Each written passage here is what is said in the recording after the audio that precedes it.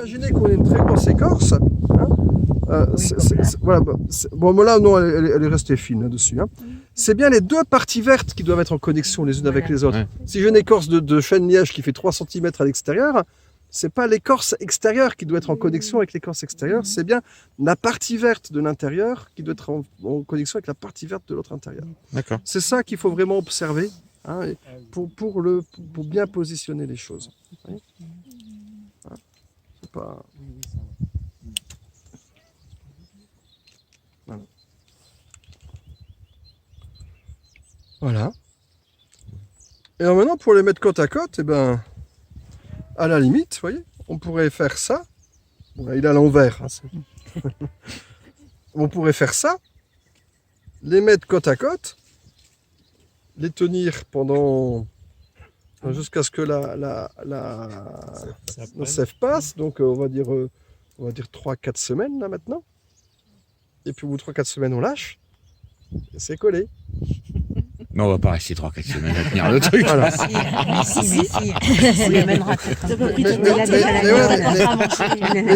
Ça pourrait se faire comme ça. Donc maintenant, en fait, l'idée c'est comment est-ce qu'on va faire pour que ça tienne tout seul, hein, oui. sans kikiner. Voilà. Donc. Je vais remettre dans l'ail celui-là. Ouais, tout à fait, qu'on marche pas dessus. On ne s'amuse pas à le regreffer. Voilà. Il va peut-être bien prendre. Merci. Donc, deux aspects à faire. Donc maintenant, je vais repasser aux choses sérieuses. On va reprendre un rameau. Sur celui-ci, vous voyez, il y a plein de bourgeons qui manquent là. Tac, tac, tac, tac, tac. Vous voyez, ils sont tout petits là. Ça manque. Donc voilà, vous voyez, il n'y en a pas là. Là, il n'y en a pas. Là, il y en a un tout petit là. Là, il n'y en a pas. Vous voyez, bon, là, il y en a. Hein. Ceux qui sont là, ils sont pas mal. Là. Hein, ils sont bien décollés. Vous voyez comme ils sont bien décollés. Ils sont chouettes là, sur cette partie-là. Vous voyez, ils sont là. Là. Et après, pareil, en bas, ils sont tout nouveau tout petits. Hein. Oui, donc là, voilà, j'en ai quelques-uns là, que ça va jusque là, voilà, de là jusque là, voilà, il y en a pas mal. Donc comment on va faire? Ah ben j'ai besoin de sécateur. Ici. Voilà. Il faut couper mieux celui-là. Même si se coince. Même si se coince. Donc on va. Je vais le prendre, on va commencer par le bas là. Tac, tac, tac. Je coupe n'importe où en bas. Voilà. Je le pose là, j'en aurai besoin. J'aime encore quand après. tu te manges le Mon couteau, il est pas sûr. Alors, voilà. Le bourgeon, on va dire que c'est celui-ci qui m'intéresse. Okay. Celui du bas là. Oui. Voilà. Bien décollé. Donc voilà. Si par exemple, alors je vais le tailler. Alors, on va faire juste un biseau comme ça. Voilà. Je le fais pas comme il faut. Mais vous voyez donc la partie verte qui est là. Et la partie blanche qui est là. Hein, voilà. Et si je fais pareil ici, et la partie verte qui est là, près de mon bourgeon, voilà. Là, vous voyez, la sève, elle va redescendre. Donc ici, je peux, dans toute cette partie basse, là et là, sur le côté de la sève, alors elle remonte dans le bois, elle va redescendre par là.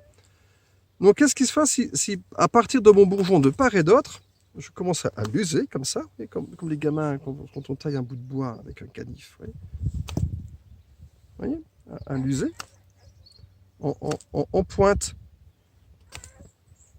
Ça va plus dans le bourgeon, dans l'entonnoir. Alors voilà, donc je vais finir de le faire, oui, je le fais en plusieurs fois. Et tu sectionnes le bourgeon là?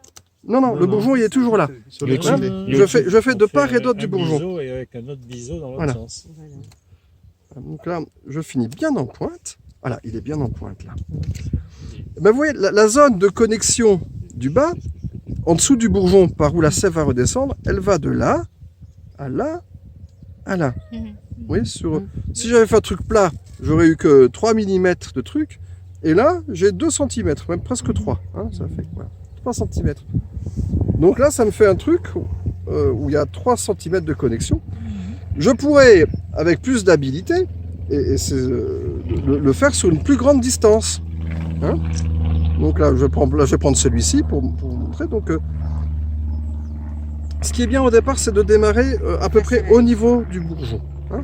Voilà. Donc, je commence à le faire sur une plus grande... Plus c'est long, plus il y a de risques de chances que ça passe. Voilà, et plus on va avoir de connexions possibles. Vous voyez?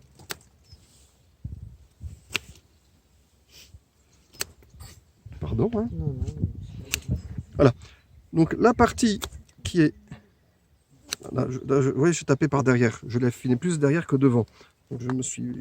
Si tu veux une petite planche. Voilà, mais après on peut le faire sur une planche, mais là voilà, je montre au plus. Hein. Voilà. Et là donc voilà, je viens de casser le truc là, c'est pas grave du tout. Hein. C'est combien de centimètres? Mais plus on en laisse, mieux c'est. Ben oui. Hein. Voilà. Parce qu'on a un peu de bourgeon Voilà. aussi. Enfin Et ensuite, donc la partie qui est derrière, donc je peux l'affiner un petit peu, comme ça. Voilà. Et ensuite, donc là je vais retailler mon truc derrière. Donc je pars du dessous de la partie verte là, et jusque là. Voilà. Hein. Et je fais un petit biais comme ça. Donc là j'ai 3 cm, 3 cm. C'est un peu large là. Hein. Donc fais voir la petite planche là. Hein. Génial. Hein. Et donc voilà, pour pas le casser, je mets bien à plat comme ça. Et donc je peux finir de l'user un petit peu Parce que quand comme c'est ça. fin, il pique, Voilà. il casse. Voilà. Le fait d'appuyer sur une planche, puis ça aussi quand ça- on le fait en fente, que la fente soit pas trop épaisse. Enfin, voilà. Et Ça aide voilà. bien. Et donc là, j'ai un bourgeon qui est bien.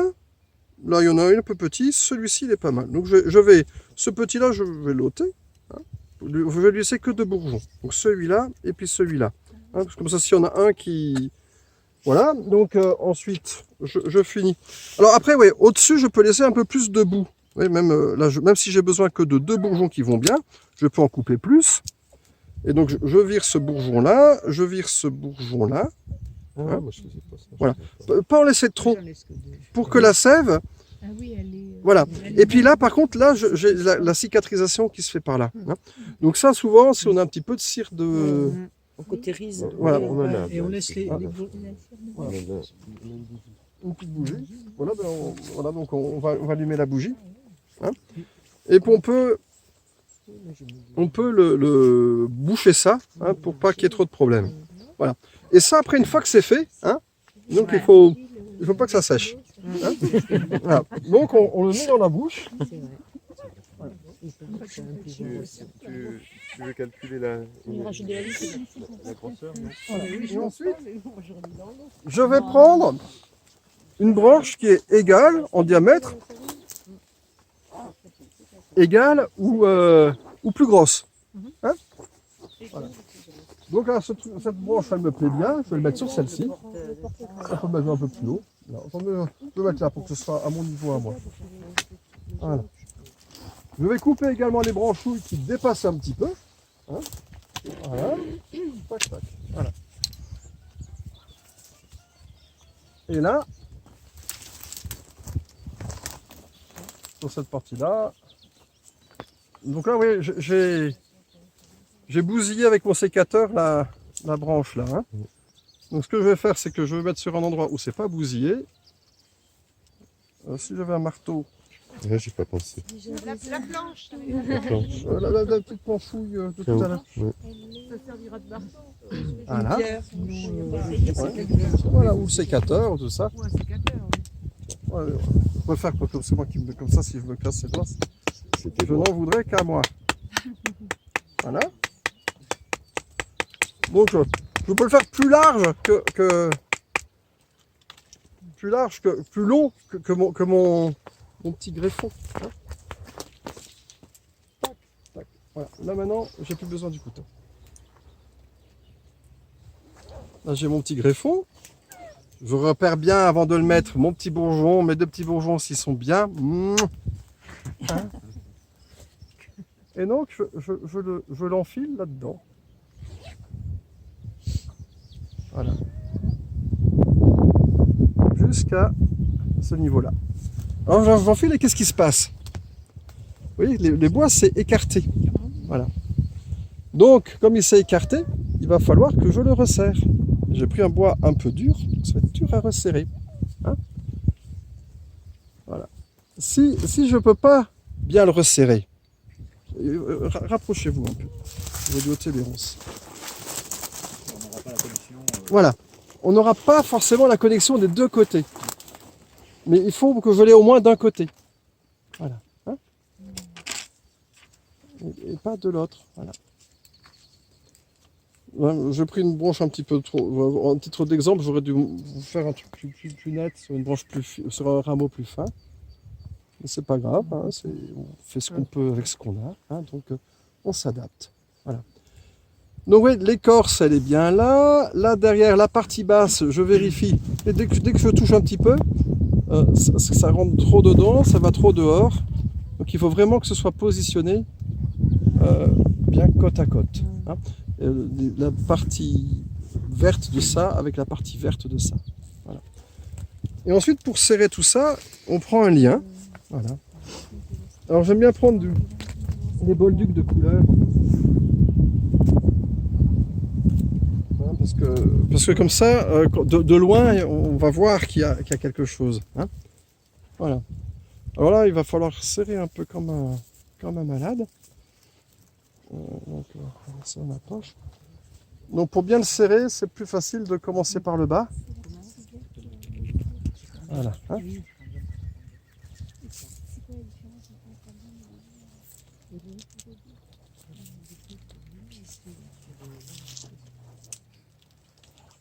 Voilà.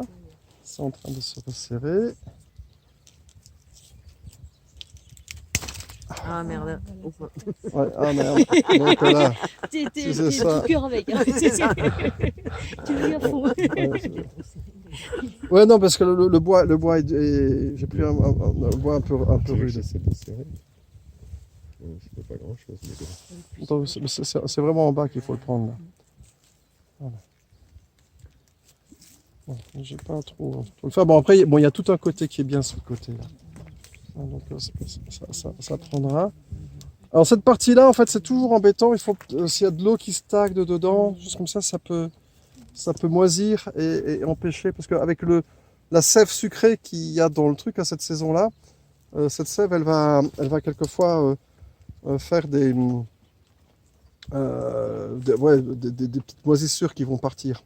Donc si ça stagne au milieu, ça risque de pas bien prendre. Voilà.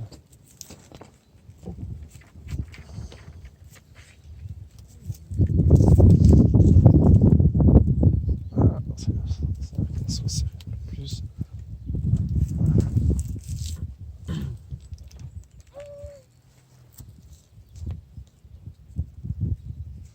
Voilà. Donc là, c'est un prunier. Hein. C'est le premier du carénac.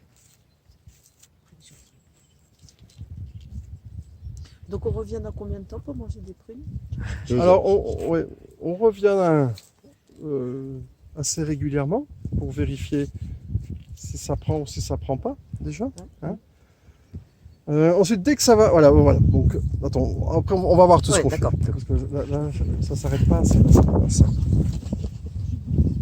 Mon couteau, il est. Dans la poche de ton pied. Ah, il est dans celle-ci. Dans trop de poches. Voilà. Heureusement qu'il y en a qui suivent. Au niveau des branches qui est en dessous, Pour l'instant, on les laisse. Hein, celui-ci, on le met un petit peu en position dominante pour le favoriser. Par contre, on peut protéger le tout, là. Effectivement, s'il y a un petit chevreuil qui vient, qui bouffe tout. Bah ouais, justement, il y a des épines, il va pas trop venir là. Hein. Après, on peut le protéger. Le gros truc ici, c'est que s'il y a un piaf qui vient là-dessus, hein, ça va gêner. Enfin, ça va le faire bouger le truc. Hein. Donc, le truc anti-piaf, vous savez, c'est tout simple. Hein.